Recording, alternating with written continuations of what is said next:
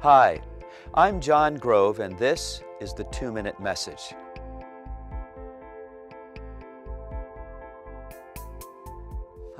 I will never forget the day my son was born. When they wrapped him up and handed him to me, I looked into his eyes, I looked into his little face, and I looked at his hands especially and realized what a miracle a newborn baby is.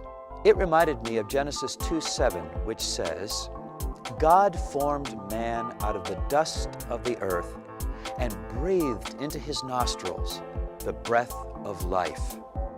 Just think about it. Your body is the most amazing technological phenomenon you will ever see. You could spend a lifetime studying any of its systems and you would never completely understand it, and yet you take it for granted every day.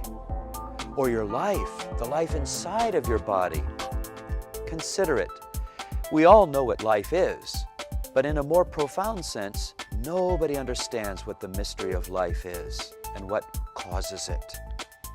Jesus said to take notice that your body is a much bigger miracle than clothing, and your life is a much greater phenomenon than food.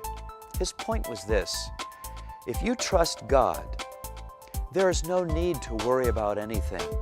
If God is good enough and strong enough to make your body and to give you life, then what could be too hard for Him? The next time you think you're coming up against some problem that's too hard for God, stop and take a look at your hands. Or take another look at that new baby in your family and ask yourself, could anything really be too hard for God?